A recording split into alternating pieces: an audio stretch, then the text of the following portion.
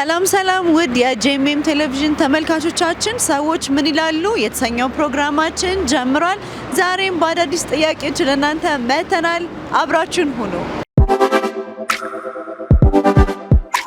እሺ እኔ ሲሳይ መንግስቴ እባላለሁ። ትግስት ወርቁ እባላለሁ። ስሜ ሀያት ጽኑ።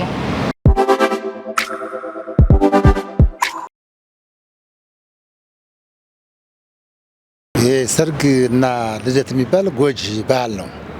የሚጠቅም ነገር አይደለም።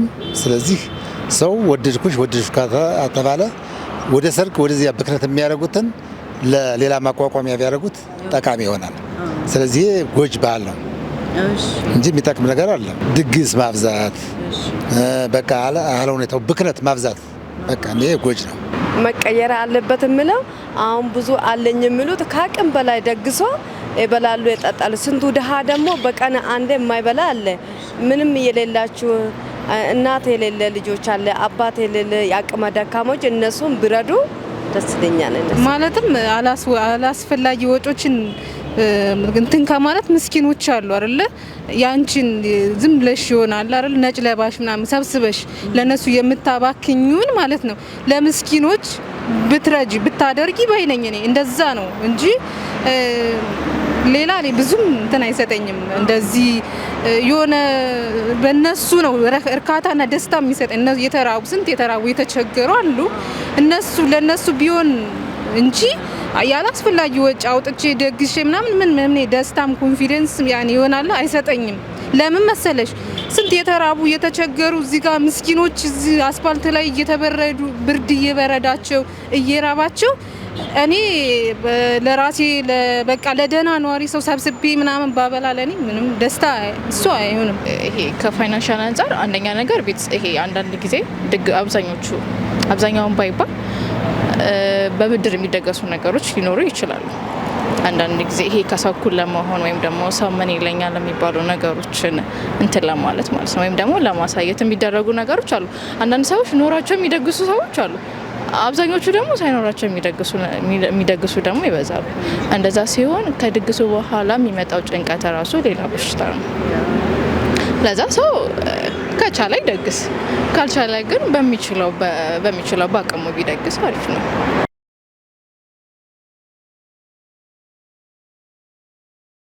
ብለው በቀለበት በትንሽ ነገር አድርገው ትዳር አይቀርምና ተገናኝተው ትዳር መምራት በቃ በትንሽ ነገር ያንን ሰርግ ምን የሚሉትን ጉዳይ ለቤት አገልግሎት ማዋል እና ልደትም ተወለደ በቃ ከተወለደ ኑውልኝ ልጄን እንደዚህ እየተባለ ከሚል ለልጁ ማደጊያ ማስተማሪያ ምናምን እንክብካቤ ማድረግ እንጂ ያም አይጠቅምም። የሚጎዳ ጎጂ ነው። ይሄም ያሁኑ ለውጥ ነው። በቃ ለውጡ ጥሩ ነው። የድሮ በቃ ኑብሉልኝ እንደዚህ ያርጉልኝ ገና በ7 አመት በ6 አመት አሁን አንቺ ድሮ በ6 አመት በ7 አመት ገና ተውቅ እየተባለ ገንዘብ እየባከነ የልጆቹ ፍቅር ሳይጨረስ የባለቤቶቹና የእንትኖቹ ግቢ በቃ ያልቃን ልጆቹም ባንድ ሳይገናኙ በዚህ ይቀራል እና ዛሬ ረስፈሳቸው ተዋውቀው አቅማ ለይተው ጠቃሚና ጎጃቸውን አውቀው የዛሬው ነው ቆንጆ። አሁን ትልቅ ሆቴል ስትደግጂ ብዙ ብር ታወጫለሽና እንደዛ ከምታርጊ ካለሽ ላይ ለሌለም ብታካፊ ይመረጣል ብዬ አስባለሁ። ደም ተበድሬ ምናምን ቢቀርስ ምን ችግር አለው? ተበድሬ ሳይሆን ባለኝ በራሴ በትንሿ በቃ በቤሎ በምናምን ፕሮግራም በትንሿ ባረግ ነው እንጂ ሰው እንደ ጎረቤቱ አይኖርም ይባላል። ስለዚህ ባለኝ በራሴ እንጂ ተበድሬ በኋላ ላይ ጭንቀት ነገባ ነው እንዴ? በኋላ ላይ እኮ መጨናነቅ ነው። የዛሬውን ደስታሽን ብቻ አይደለም ማየት ያለብሽ። ስለዚህ እንደዛ ባይነኝ እኔ በመጀመሪያ ሰው ራሱን ማወቅ አለበት። ከዛም በኋላ እኔ ምን ላይ ነው ያለሁት ማድረግ እችላለሁ ወይ? ማድረግ ከቻለ እሺ፣ ግን ማድረግ ካልቻለ ደግሞ ያን ያህል የሚያስጨንቅ ነገር ባይኖር ጥሩ መተው በቃ መቅረት አለበት። በቃ መቅረት አለበት። መስተካከል አለበት። ለሚያገቡት እነዚህ ብር አለን ብሎ ከአቅም በላይ ዝም ብሎ ደግሶ ሰውን ከማምላት የሌለ ሰው ቢረዱ መልካም ነው እና ምንም ለሌላችሁ ቢደግፉ ካላችሁ ድግስ ላይ ቀንሶ የሌለም ቢረዱ እግዚአብሔር መልካም ነው ብዬ አስባለሁ። አትፎካከሩ፣ እንደራሳችሁ ኑሩ። ክብር ለኢየሱስ ይሁን። ዛሬ የምናነሳው ሐሳብ በተደጋጋሚ በተለያዩ ቦታዎችም እንዲሁም ደግሞ በቤተክርስቲያንም አካባቢ አንዳንድ ጥያቄዎች ተጠይቄ ነበረ። ብዙዎች በተለይ በዚህ ዘመን ስለሚደረጉ ሰርጎች፣ ስለሚደረጉ ልዩ ልዩ ፕሮግራሞች፣ በተለይ ደግሞ ሽምግልናን በተመለከተ የሚነሱ በርካታ ሀሳቦች አሉ። ይህን ጉዳይ ለምን ዝም አልክ? በዚህ ጉዳይ ምንም የምትለው ነገር የለህም ወይ? ሽምግልናም እንዲሁም ደግሞ የተለያዩ ከሰርግ በፊት ያሉ እንቅስቃሴዎች፣ ሰርጎች፣ ሽምግልናዎች፣ የተለያዩ ልደቶች፣ የምናደርጋቸው ሴሪሞኒዎች በተለይ ደግሞ ከተለያዩ ቦታዎች የመጡና ሀገር በቀል ያልሆኑ የኛ ያልሆኑ ከቅርብ ጊዜ ወደዚህ ወደ ቤተክርስቲያንም እየገቡ ያሉ ቅዱሳን አካባቢ በጣም በስፋት የሚታየው ብዙ ነገሮች አሉ። ከነዛ ብዙ ነገሮች መካከል አንዱ ሽምግልና ነው። ሽምግልናን በተመለከተ በጣም የተለያዩ አይነት ሽምግልናዎች እየታዩ ነው።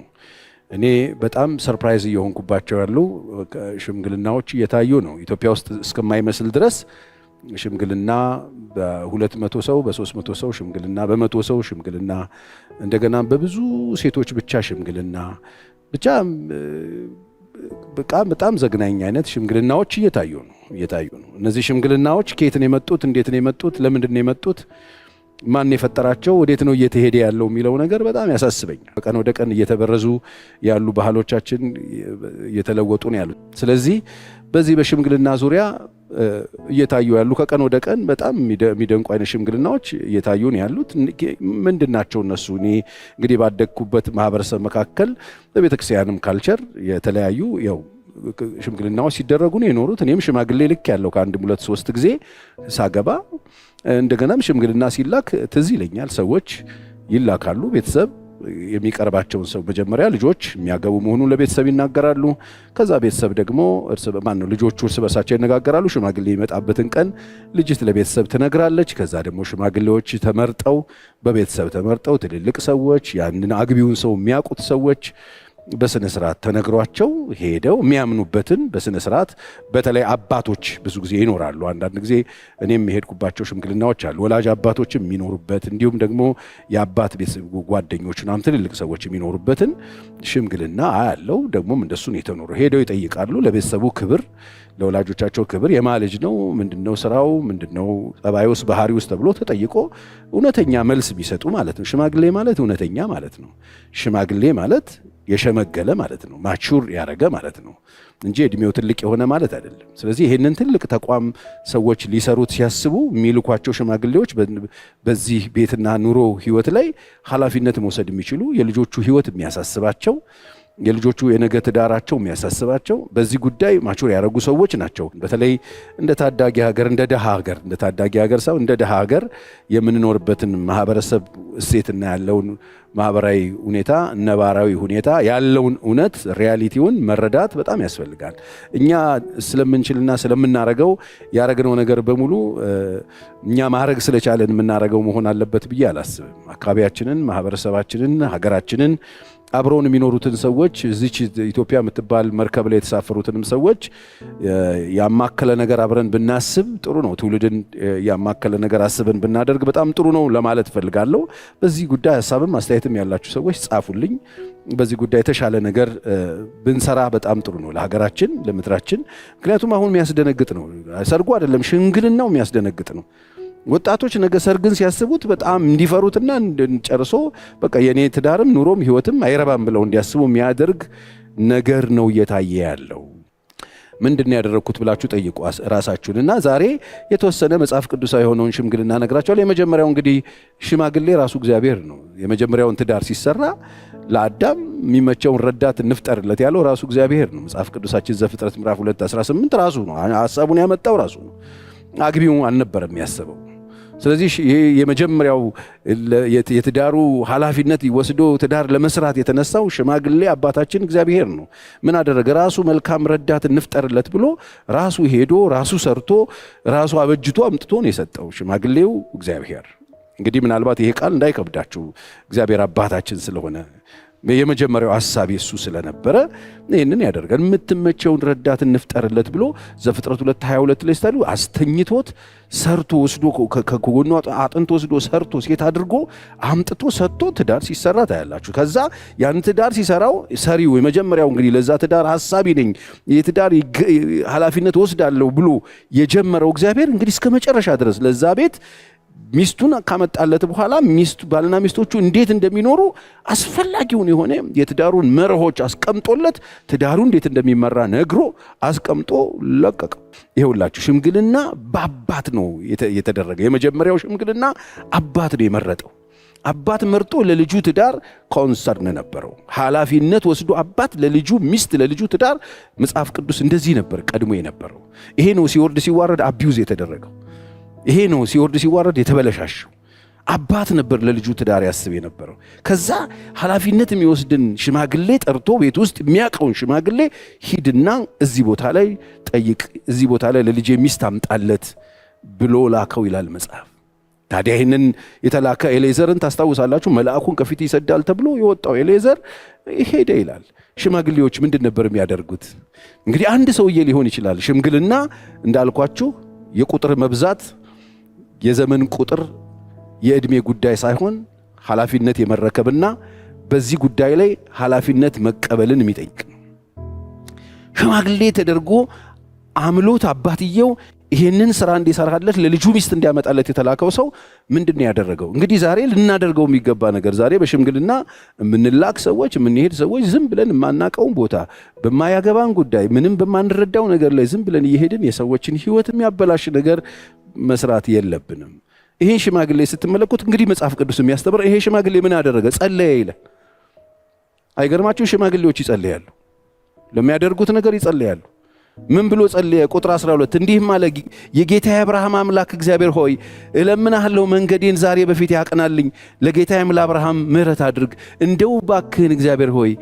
ይጸልያል። ሽማግሌ የሚሄድበት ቦታ ከመሄዱ በፊት ይጸልያል። ስለዚህ ሽምግልና የሚሄዱ ሰዎች ከመሄዳቸው በፊት መጸለይ ያለባቸው ነው ማለት እንግዲህ ጸለየ፣ ምልክትን ጠየቀ። እግዚአብሔር ሆይ እንዳለውም ደግሞ በአጋጣሚ ርብቃ መጣችው አለት ቀዳ ጠጋ ብሎ ውሃ ጠጪኝ ሲላት ችግር የለም አንተም ጠጣ ውሃም ጠጣ ብላ ውሃ የቀዳች ስትከለብስ አየና ትኩር ብሎ ተመለከተ። ማረጋገጫ ጠይቆ ነበር።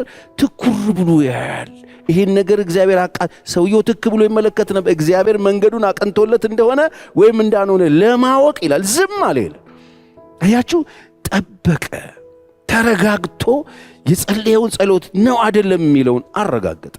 ዛሬ ስንት ሽማግሌ ነው የሚሄድበት ቦታ ከመሄዱ በፊት የሚያረጋግጠው ከእግዚአብሔር ኮንፈርሜሽን የሚጠይቀው ይሄ ጉዳይ እግዚአብሔር አለበት የለበትም የሚል። ሽምግልና ሲባል ኮትና ሱሪ እየለበሳችሁ የምትሮጡ ሽማግሌዎች ጸልያችኋል? ወዴት ነው የምትሄዱት? ማንን ምን ውስጥ ልትከቱ ነው? እኔ ጠይቁኛል አንዳንድ ሰዎች ቸርዬ እዚህ ሽምግልና ላይ እንድትገኝ ነበር ምናምን ብሎኛል። ቅርብ ጊዜ አንድ ታዋቂ ሰው ደውሎልኝ ማን ነው እሱ አልኩት። ከውጭ ሀገር ነው የመጣው፣ በጣም ባለጠጋ ሰው ነው፣ እዚህ ሊያገባ ነው አለኝ። ከዚህ በፊት ትዳር ነበረው ወይ? ማን ነው እሱ? ምንድነው እሱ ህይወት ውስጥ ስለው አይ ከዚህ በፊት ነበረው ዲቮርስ አድርጓል አለኝ። ታዲያ እዚህ ሰው የኔ ሽማግሌ እኮ አልሆነም አልኩት። በጣም ገረመው። እንዴት አለኝ። አይ አልሆነም አልኩት። አልሆነም። ይሄ ሰው የኳስ በመሬት ማድረግ ያለበትን ተመክሮ ነው እንግዲህ አጮሆ ምናምን ሊገባ ከሆነ እኔ የለውበትም አልኩት። 40 ሰዎች ነው የሰበሰቡ። ስለዚህ ሽምግልና ስትሄዱ ለምን ነው የምትሄዱት? ምን ለማድረግ ነው የምትሄዱት?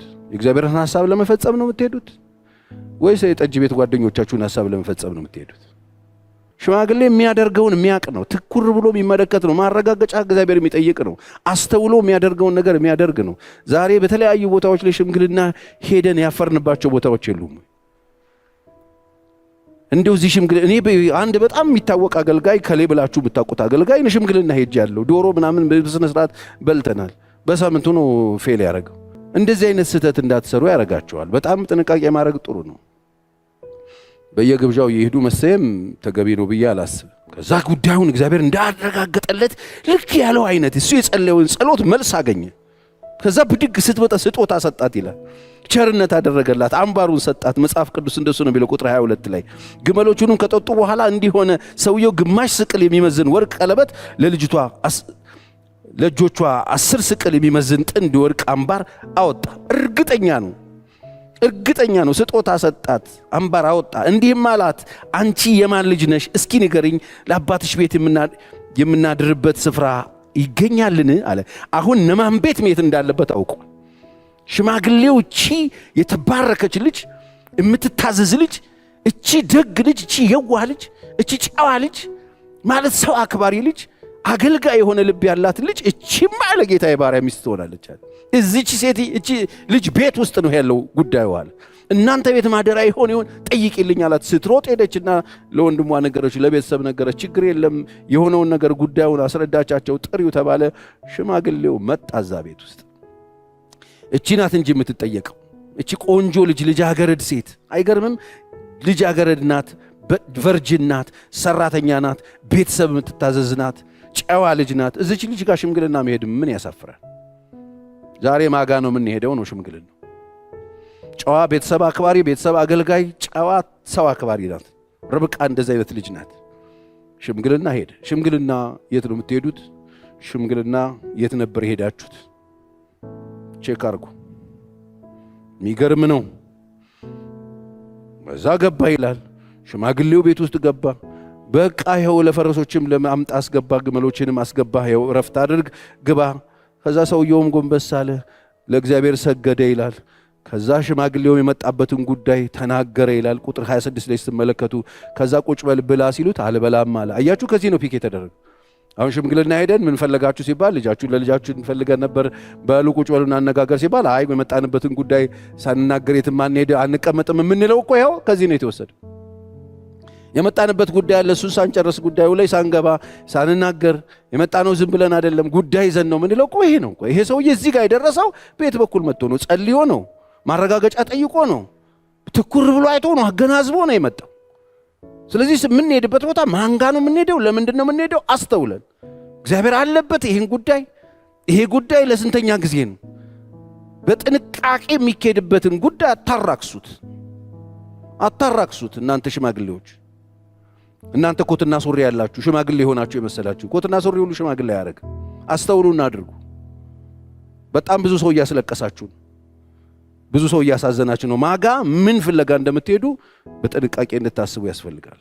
የአብርሃም ባሪያ ሎሌው ኤሌዘር ያደረገው ይህ ነው አለ። አንቃልቀምጥም አለ። ሽምግልና አይገርምም? በአንድም ይሰራል። በተከበረ ሰው፣ እግዚአብሔርን በተሸከመ ሰው፣ ማቹር ባረገ ሰው፣ ማረጋገጫ በጠየቀ ሰው፣ እውነተኛ በሆነ ሰው፣ ለጨዋ ልጅ ጨዋ ሴት ፍለጋ የመጣ ሰው ብቻውን ይሄው አደረገው ሽምግልናው። ብላ አልበላም። ቁጥር 33 በመብልም በፊቱ አቀረቡለት። እርሱ ግን ነገሬን እስክናገር ድረስ አልበላም አለ። እርሱም ተናገረ አለውም። እርሱ አለ እኔ አብርሃም ሎሌ ነኝ። እግዚአብሔር የጌታዬን እጅግ ባረከው፣ አገነነው።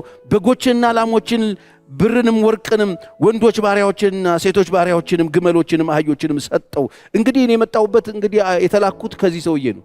ይሄ ሰውዬ ግመል አይደለም፣ መዓት ነገር አይደለም የላከው። ይሄ ሰውዬ ግርግር አልፈጠረም። ባርኮታል፣ ጌታዬን ሰጠው። ሳራም የጌታዬ ሚስት ባረጅና ለጌታዋ ወንድ ልጅ ወለደች በስተርጅና። ዲቴሉን የተናገረው ማን እንደሆነ፣ አብርሃም ምን አይነት ሰው እንደሆነ፣ ሚስትየው በስንተኛው ዘመን ላይ ልጅ እንዳገኘች ነገረ። የነበረውን ሁሉ ሰጠው፣ ለይስሐቅ አወረሰው። አባትየው ያለውን ሁሉ ሰጥቶታል። ጌታዬም እንዲህ ሲል አማለኝ፣ እኔ ካለሁበት አገር ከናን ሴቶች ልጆች ለልጄ ሚስት አትውሰድ፣ ነገር ግን ወደ አባቴ ወደ ወገኖቼ ሂድ። እግዚአብሔርን የምትፈራ አምላክን የምታውቅ እግዚአብሔርን የምትታዘዝ ልጅ ፍለጋ ሂድ ነው ያለኝ ብሎ ጠየቀ። በኋላ ፈቀዱለት። እንግዲህ እኛ አይደለንም የው ልጅቷ ፍቃድ፣ ልጅቷ ላይ ቤተሰቡ ራሱ የጣለውን ኃላፊነት ተመልከቱ። እሷ ፍቃደኛ ከሆነች ውሰድ አሉት። ልጅቷም ስትጠየቅ እሺ አለች። የሚገርም ነው። ውላ አላደረችም። ትንሽ ጊዜ ትቆይ፣ አይ እሷን ጠይቃ ስባል እሄዳለሁ አለች። ምክንያቱም ማን ምን ይዞላት እግዚአብሔር አለበት፣ እግዚአብሔር ፍቃድ አለበት። ሰውየው ጸልየዋል፣ አስተዋይ ነው፣ ነገሩን በትኩረት ተመልክቷል። ሄዶ ግጥምጥም አለ። ፋሚሊውም ጋር ቅሬታ አልፈጠረም፣ ልጅቷም ጋር ቅሬታ አልፈጠረም፣ ሽምግልናውም ጋር ቅሬታ አልፈጠረም። ይሄ ኤሌዘር ወይም የአብርሃም ቤቱ አገልጋይ ሽማግሌ ሆኖ የሰራው ትዳር። አንደኛው መጽሐፍ ቅዱስ ላይ የምናየው ሽምግልና ይሄ ነው። ሁለተኛው ሽምግልና ምናልባት ከዚህ ጋር ይተያይብኛል እና ሀገራችን ላይ የምናያቸው ሽምግልናዎች አሁን ከማነሳው ፖይንት ጋር ይገናኝብኛል። ይሄኛው የሴኬም አባት የኤሞር ሽምግልና ነው። ምናልባት መጽሐፍ ቅዱስ ዘፍጥረት ምዕራፍ 34 ላይ ሄዳችሁ ብትመለከቱ ታስታውሳላችሁ። ያዕቆብ ከዛ ከስደት ከተመለሰ በኋላ እግዚአብሔር ወደ ሴኬም ነው የሄደው። ሴኬም ነበር የተቀመጠው። በሴኬም በተቀመጠ ጊዜ እዛ በሚኖሩበት ጊዜ አንድ ሴቷ ልጅ በሚያሳዝን ሁኔታ እዛ የዛን ሀገር ሴቶች ለማየት ወጣች ይላል። ዲና የምትባለው ሴቷ ልጅ ከዛ በወጣችበት ልታይ ሄዳ አያትና ሴኬም ወሰዳትና ይላል መጽሐፍ ቅዱስ ደፈራት። ወሰደና ደፈራት። ምዕራፍ 34 ቁጥር 6 የሴኬም አባት ኤሞር ይሄንን በሰማ ጊዜ ሴቲቱን ከተደፈረች በኋላ ሴቲቱን ከወሰዳት በኋላ የሚያደርገውን ካደረገ በኋላ ሽምግልና ተላከ። ሽምግልና የሴኬም አባት ኤሞር ሽምግልና ሄደ። ሁለተኛው ሽምግልና ይሄ ነው። ነገር ካለቀ በኋላ ከተፈጸመ በኋላ ከገቡ በኋላ ከተነወሩ በኋላ የሚደረግ ሽምግልና ነው። ይሄ ሽምግልና አደገኛ ሽምግልና ነው። ይሄ ሽምግልና ቶክሲክ ነው። እዚህ ሽምግልና ውስጥ በጣም ብዙ ነገር ነው ያለው። እዚህ ብዙ ሽምግልና ውስጥ ያለ ይመስለኛል አብዛኛው እኔ የማያቸው ሽምግልናዎች። ምዕራፍ 34 ቁጥር 6 የሴኬም አባት ኤሞር ይነግረው ዘንድ ወደ ያዕቆብ መጣ። ምኑን? ልጄ ሴኬም በልጃችሁ ፍቅር ተነድፏል። በልጃችሁ ፍቅር የተነደፈ ልጅ አለኝ። ሴኬም በእናንተ ልጅ ፍቅር ተነድፎብኛል። ስለዚህ ልጅህን ለልጄ ስጠኝ አለው። በፍቅር አይደለም የተነደፈው። ኦልሬዲ አስነውሯታል። ኦልሬዲ ደፍሯታል። ቁጥር 8 እስከ 10 ኤሞርም እንዲህ ብሎ ነገራቸው። ልጄ ሴኬም በልጃችሁ ፍቅር ልቡ ተነድፏል። ሚስት እንድትሆነው ባካችሁ እርሷን ስጡን። ጋብቾችም ሁነን ሴቶች ልጆቻችንን ስጡን። እናንተም የእኛን ሴቶች ልጆች ውሰዱ፣ ከእኛም ጋር ተቀመጡ። ምድሪቱን በፊታችን ናት፣ ኑሩባት፣ ነግዱባት፣ ግዟትም ብሎ ጠየቀው። ከዛ የጠየቅከኝን ሁሉ እሰጣለሁ አለ። ካረዱ ከበሉ ከጠጡ በኋላ ነገር ከተፈጸመ በኋላ ዲናን ከደፈረ በኋላ ያለ ፈቃዷ ከወሰዳት በኋላ ያለ ፕሮግራሟ ከደፈራት በኋላ ሬፕ ካደረጋት በኋላ ካስነወራት በኋላ ሽምግልና ላክ። ሴኬም አባቱን ኤሞር ላክ። ሲልክ የተጠየቁት ቤተሰቦች የጠየቃችሁን ሁሉ ሰጣለሁ ነው እያለ ያለው። ኦልሬዲ ወስደዋታል። ምኑን ነው የሚጠይቁት? ኦልሬዲ ያስነውረዋታል። ምኑን ነው ፈቃድ የሚጠይቁት? ዛሬ በጣም ብዙ ነገር ካደረጉ በኋላ ከጨረሱ በኋላ ሽማግሌ ምናምን የሚሉ የሚጫወቱ ሰዎች አሉ። አንዳንዶች አብረው እየኖሩ አብረው ወልደው ምን ብለው ማት ነገር የሚያደርጉበት ሀገር ላይ ነው ያለን። ይሄኛውም ሽምግልና አለ መጽሐፍ ቅዱስ ውስጥ። ከነውር በኋላ የሚፈጸም ሽምግልና ማለት ያለ ፍቃድ ከተነወሩ በኋላ ያለ ፍቃድ ነገሮች ከተፈጸሙ በኋላ የሚደረግ ሽምግልና። የጠየቃችሁኝን ሁሉ እሰጣለሁ አለ። ቁጥር 11 የሴኬም አባቷን ወንድሞቿም እንዲህ አለ። የሴኬም አባቷንና ወንድሞቿን እንዲህ አለ፣ በፊታችሁ ሞገስ አገኝ የምትሉኝን እሰጣለሁ። አያችሁ፣ እሰጣችኋለሁ፣ የምትፈልጉትን እሰጣለሁ። ብዙ ማጫ እጅ መንሻም አምጣ በሉኝ፣ በነገራችሁኝ መጠን እሰጣለሁ። ይህችን ብላቴና ግን አጋቡኝ። አያችሁ፣ ነውር ሲኖር በጣም ብዙ ማስመሰል አለ። እሰጣለሁ፣ የጠየቃችሁኝን ሁሉ አደርጋለሁ፣ ማደረግ ያለበትን ግርግር እፈጥራለሁ፣ ነገሩን በጣም አሪፍ አደርገዋለሁ፣ እሰጣችኋለሁ፣ ብዙ ማጫ እጅ መንሻን አመጣለሁ፣ ብዙ እጅ መንሻ፣ ብዙ ስጦታ፣ ብዙ ነገር አደርጋለሁ። እኔ ይህንን ብቻ አድርጉልኝ፣ ስጡኝ አለ። አያችሁ፣ ነውር ያለባቸው ሽምግልናዎች ብዙ ግርግር አላቸው ማለት ነው። ድፍረት ሲኖር ዋጋ ያለውን ነገር ትተን ዋጋ በሌለው ነገር ጉዳይ ላይ እንደክማለን።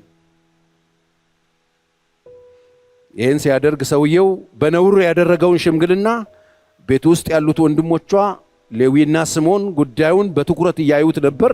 እንዲህ አይደረግም አሉ። በውስጣቸው ቂም ይዘዋል። እነሱ የጠየቁት ጥያቄ ሊመለስ ነው። መለሱላቸው። ችግር የለም እንመልስላችኋለን። የዲና ወንድሞች በተንኮል መለሱ ይላል።